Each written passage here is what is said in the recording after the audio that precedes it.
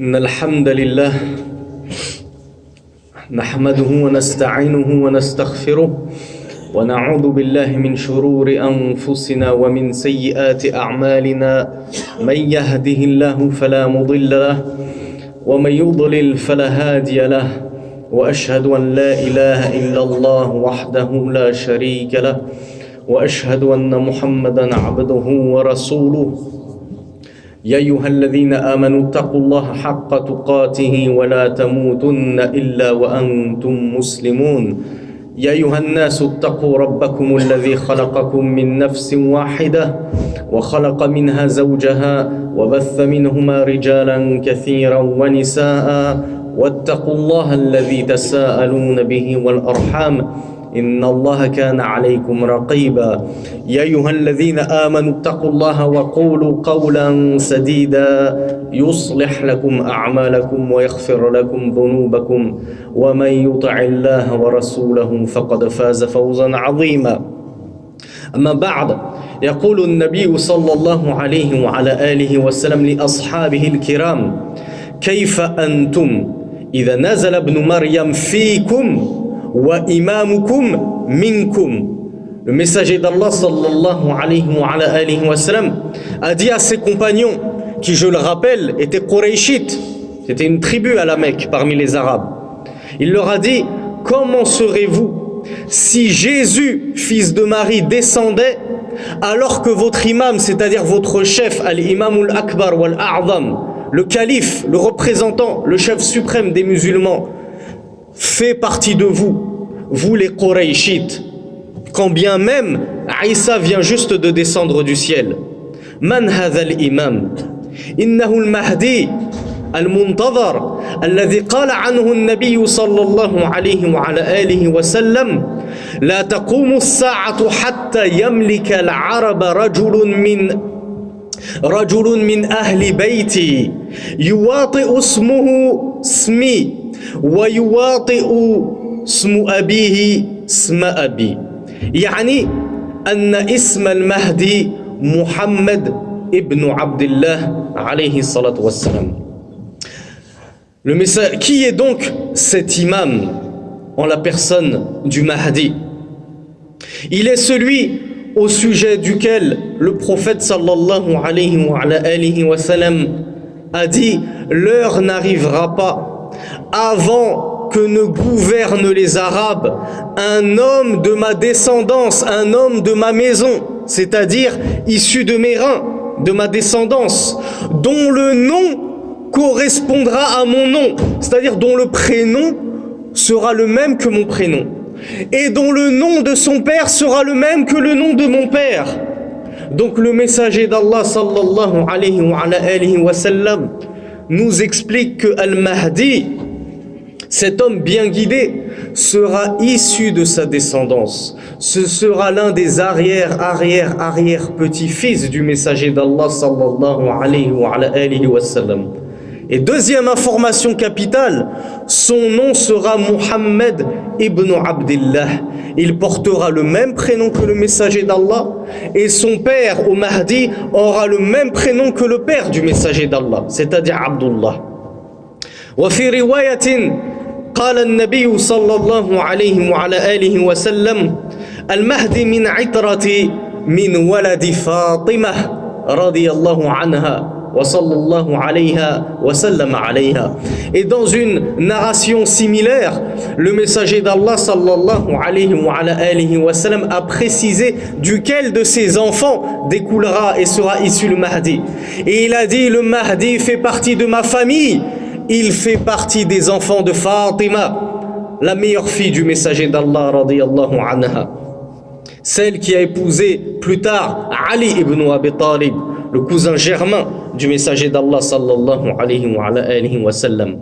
وقال النبي صلى الله عليه وعلى آله وسلم المهدي منا أهل البيت يصلحه الله في ليلة يعني أن الله سبحانه وتعالى يهيئه لقيادة الأمة في هذه الفتن المظلمة إذ تعود به خلافة راشدة على منهاج النبوة كما أخبر عن ذلك الصادق المصدوق إذ قال تكون النبوة فيكم ما شاء الله أن تكون ثم يرفعها إذا شاء أن يرفعها ثم تكون خلافة على منهاج النبوة فتكون ما شاء الله أن تكون ثم يرفعها إذا شاء أن يرفعها ثم تكون ملكا عاضا فيكون ما شاء الله أن يكون ثم يرفعها إذا شاء أن يرفعها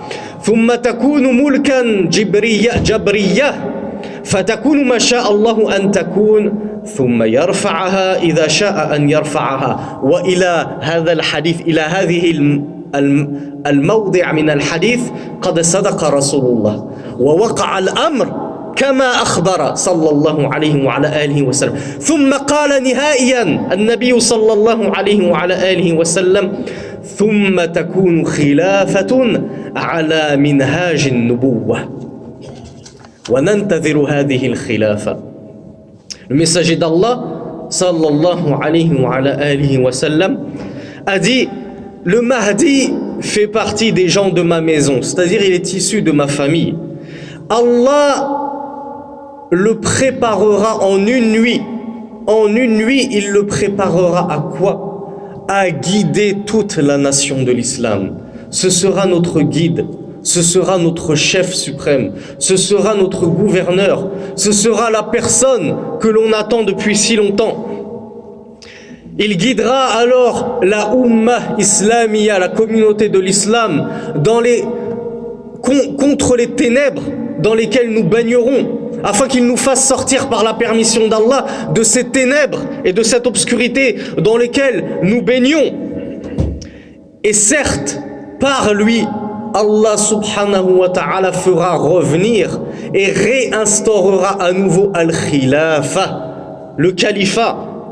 Et ce sera un califat bien guidé. Ce ne sera pas un califat oppresseur, mais ce sera un califat bien guidé, où la paix régnera dans le monde entier grâce à lui et grâce à Allah subhanahu wa ta'ala. Un califat qui sera calqué selon le véritable modèle prophétique. Minhaj al-Nubuwah, la guidée de notre prophète Mohammed sallallahu alayhi wa sallam bien-aimé. Comment savons-nous cela? Tout simplement par l'information du messager d'Allah qui avait prophétisé ceci. Et il a prophétisé des choses qui sont arrivées et qui se sont produites telles qu'il l'avait prophétisé. En effet, le messager d'Allah sallallahu alayhi wa sallam a dit: il y aura parmi vous an-nubuwa, la prophétie, c'est-à-dire la prophétie de Mohammed. Il y aura la prophétie parmi vous aussi longtemps qu'Allah subhanahu wa ta'ala l'aura décidé. Puis Allah subhanahu wa ta'ala reprendra la prophétie et l'enlèvera de parmi vous par la mort de Mohammed sallallahu alayhi wa sallam. Puis à sa suite viendra un califat, c'est-à-dire un règne ala minhaj an-nubuwah, un règne qui sera calqué sur la prophétie de Mohammed sallallahu alayhi wa sallam, un règne dans lequel il n'y aura aucune injustice et où la religion tout entière appartiendra à Allah subhanahu wa ta'ala. Et effectivement, c'est arrivé ainsi par le califat de Abi Bakr radiyallahu anhu, puis le califat de Omar ibn al-Khattab radiyallahu anhu, puis le califat de Uthman ibn Affan radiyallahu anhu, puis le califat de Ali ibn Abi Talib radiyallahu anhu, puis par le califat de son fils Al-Hassan durant les 6 derniers mois, qui complète ces califats à 30 années exactement comme le messager d'Allah sallallahu alayhi wa sallam l'avait prophétisé. Mais le prophète nous dit: puis ce califat sur la bonne guidée, sur le minhaj prophétique, Allah l'enlèvera. Et alors lui succédera un règne de rois. Ce ne seront plus des califes, ce ne seront plus des khulafas, ce seront des rois. Et ce sera l'ère de la royauté. Et ce sera une royauté qu'a qualifié le messager d'Allah de Addan, c'est-à-dire une royauté âpre, amère, qui cause du tort aux gens. Les gens ne seront pas heureux durant cette royauté, mais ils seront oppressés. Et effectivement, après les califes bien guidés, les musulmans ont connu ce type de royauté âpre et amère. Le messager d'Allah nous dit cette royauté demeurera aussi longtemps qu'Allah l'aura décrété. Puis Allah l'enlèvera cette royauté. Et suivra à la suite un autre type de royauté, de nouveaux moulouks, de nouveaux rois, que le messager d'Allah sallallahu alayhi wa sallam a qualifié de mulkan jibriyah, c'est-à-dire une royauté oppressante. Ces rois-là seront des oppresseurs et ils feront encore plus de mal à leur sujet que ne l'ont fait les rois précédents. Et c'est arrivé encore, et c'est le cas dans certains pays encore. Mais le messager d'Allah a prophétisé, Allah enlèvera ces rois oppresseurs et il leur fera succéder un nouveau khalifa, un calife qui reviendra à la fin des temps. Et ce calife en plus sera juste et droit et il gouvernera selon le modèle prophétique, ala minhaj an-nubuwah. Et c'est ce calife-là que nous attendons tous avec grand intérêt et avec empressement. وقال النبي صلى الله عليه وعلى آله وسلم يخرج في آخر أمة المهدي يسقيه الله الغيث وتخرج الأرض نباتها ويعطي المال صحاحا وتكثر الماشية وتعظم الأمة ويعيش 7 أو 8 يعني سيعيش فيكم المهدي 7 سنوات أو 8 سنوات. وكذلك قال الحافظ ابن كثير رحمه الله في زمانه يعني في زمان المهدي تكون الزروع كثيرة والثمار غزيرة والدين قائما والسلطان قاهرا والعدو راغما والخير في زمنه دائما ويظهر في مكة يعني يظهر المهدي في مكة ويبايع عند الكعبة وهو كاره يعني ما أراد أن يبايع تواضعا منه. Le messager d'Allah sallallahu alayhi wa sallam a dit: il sortira à la fin des temps parmi les derniers de ma communauté Al-Mahdi, cet homme bien guidé par Allah subhanahu wa ta'ala, par lequel Allah subhanahu wa ta'ala fera descendre l'eau du ciel. Et la terre fera pousser de ses pâturages, de ses fruits, de ses végétaux, de ses légumes. Et l'argent sera donné en abondance. Et les bestiaux seront opulents. On trouvera des bestiaux partout, il n'y aura plus de pénurie. Et la Ummah, par lui, sera forte, azim, puissante. Et il vivra, c'est-à-dire le Mahdi, parmi vous, 7 ou 8 années, selon les narrations. À ce sujet, Ibn Kathir poursuit et paraphrase en nous expliquant que durant son règne, au Mahdi, alors les cultures seront abondantes, les fruits seront nombreux, il n'y aura aucune pénurie, toute personne pourra manger à sa faim, il n'y aura plus de pauvres, il n'y aura plus de ventre affamé dans les rues. Walhamdulillahi Rabbil Alamin. Et la religion sera restaurée. Comme à l'époque du messager d'Allah, elle sera forte et puissante. Bien sûr, la religion de l'islam, la seule religion qu'Allah subhanahu wa ta'ala agrée. Et le pouvoir, as-sultan, celui qui vient, l'autorité sera puissante. Les musulmans ne seront plus avilis comme c'est le cas actuellement partout dans le monde. Et les ennemis de l'islam seront eux avilis. Et le bien sera partout présent sous son règne. Et ce Mahdi sortira et apparaîtra à la Mecque, et on lui fera la bay'a, on lui fera l'acte d'allégeance devant la Kaaba, la maison sacrée d'Allah subhanahu wa ta'ala, alors que lui refuse cela.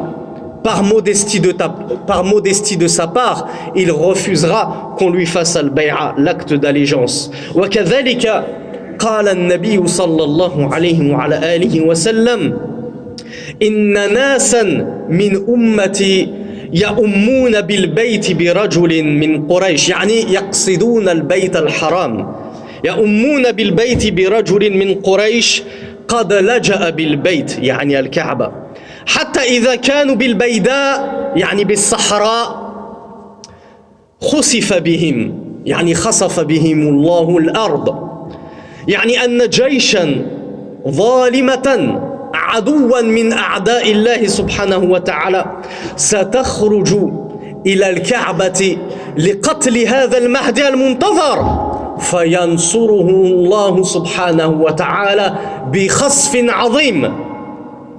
Le messager d'Allah sallallahu alayhi wa sallam nous dit, certes, des gens de ma communauté, c'est des gens qui se réclament de l'islam, mais qu'Allah subhanahu wa ta'ala a complètement aveuglé. Comme ces terroristes qui se prétendent de l'islam, alors qu'Allah subhanahu wa ta'ala les a complètement dévoyés et fourvoyés. Ils n'ont plus rien d'islam, si ce n'est leur prétention. Le message d'Allah nous dit, des gens parmi ma communauté se dirigeront vers la mosquée sacrée, c'est-à-dire la Kaaba, avec une seule et unique idée en tête, tuer ce Mahdi qui est apparu. Car ils le prendront pour un imposteur, alors que ce sont eux les imposteurs de l'islam. Et ceci alors que le Mahdi était parti se réfugier justement à la maison sacrée, en plein haram, en pleine terre sacrée, en pleine Kaaba, qui est le lieu le plus saint de l'islam. Et alors que ces gens-là, qui chercheront à tuer le Mahdi, se dirigeront vers lui, et qu'ils auront atteint un certain désert, que le messager d'Allah a qualifié de Baïda, un grand désert, Allah subhanahu wa ta'ala enverra un tremblement de terre qui les engloutira tous, si ce n'est que quelques-uns qui survivront en guise de témoins. Et Allah les a laissés survivre exprès afin qu'ils rapportent la nouvelle à tout le monde. Nous avons été engloutis, notre armée a été engloutie. Et à ce moment-là, mes frères, lorsque vous entendrez vent de cette armée qui a été engloutie alors qu'elle s'était dirigée pour assassiner le Mahdi à la Kaaba, vous saurez que cette personne-là qui s'est réfugiée à la Kaaba est véritablement le Mahdi. Car c'est un des signes de son règne et de son califat. Et à ce sujet-là, je tiens à m'excuser mes frères, car durant la khutbah concernant le Dajjal, je vous avais évoqué dès le début certains signes avant-coureurs de l'heure. Et j'avais dit qu'il y avait 3 khusuf, une au Mashriq, une au Maghrib et une dans la Jaziratul Arab, une à l'Orient, une à l'Occident et une en pleine péninsule arabique, et j'ai traduit très malheureusement ces khusuf par éclipse, alors qu'il était bien entendu question de tremblement de terre. Aqulu qawli hadha wa astaghfirullah li wa lakum.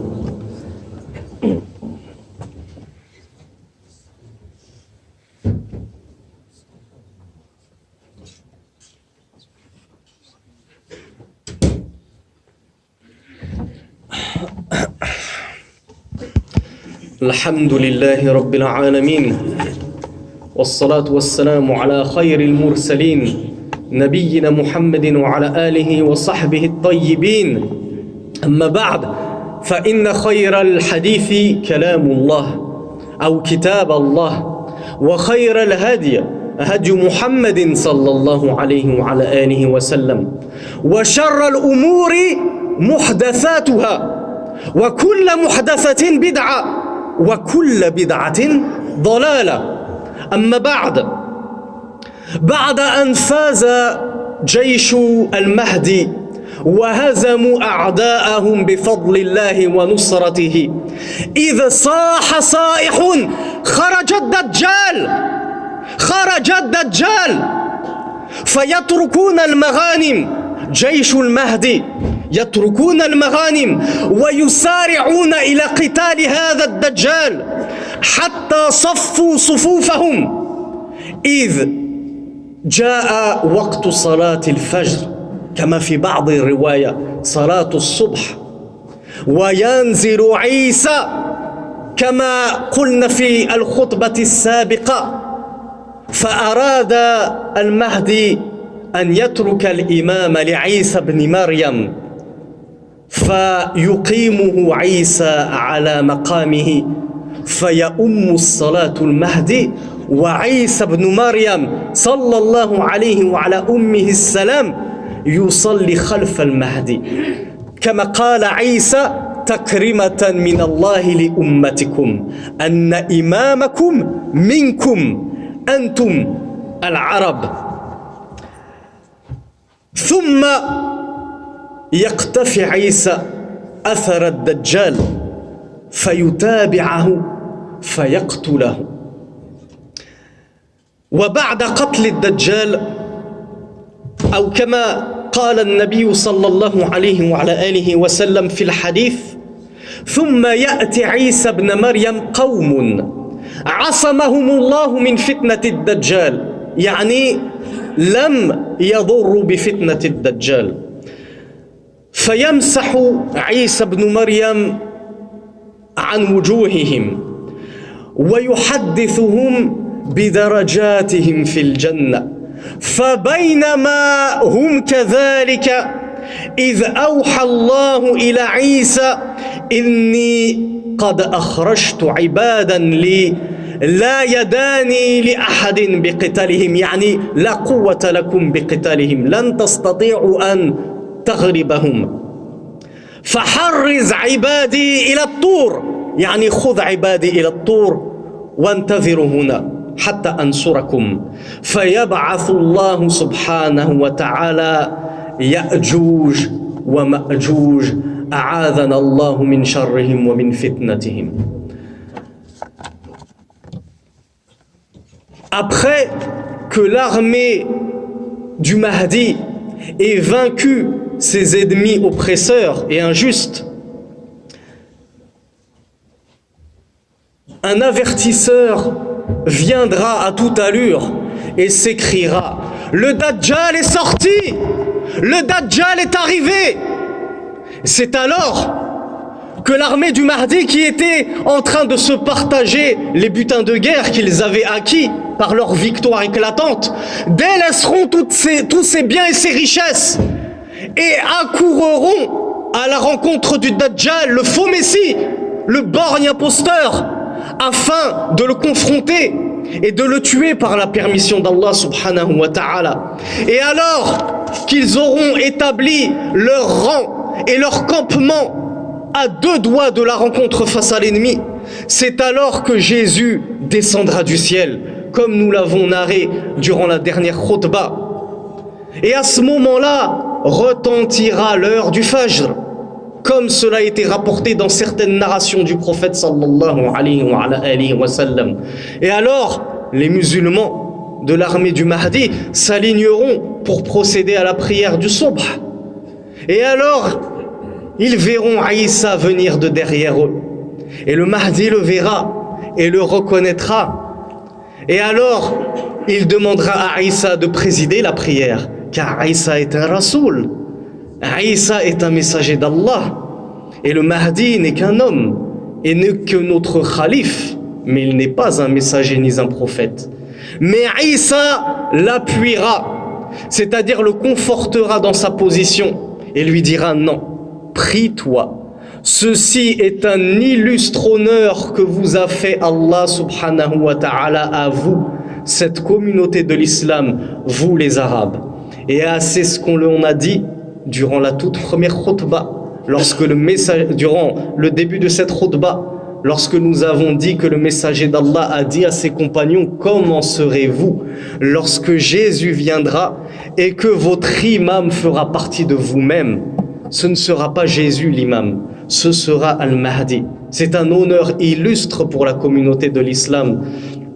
Et ensuite, après la prière, donc je rappelle, Jésus aura prié en tant que simple fidèle derrière le Mahdi, qui sera l'imam de cette prière. Ils se dirigeront tous pour la rencontre de l'armée du Dajjal. Et comme nous l'avions narré, Jésus tuera le Dajjal après qu'Allah subhanahu wa ta'ala les fait fondre à la simple vue de Isa. Le Dajjal fondra, comme l'a dit le messager d'Allah, comme le sel qui fond dans l'eau. D'ailleurs, le messager d'Allah a dit, et si ce n'était Isa qui l'avait transpercé de sa lance, puis qui aurait montré le sang du Dajjal à sa faction, le Dajjal aurait fondu et fondu sans fin.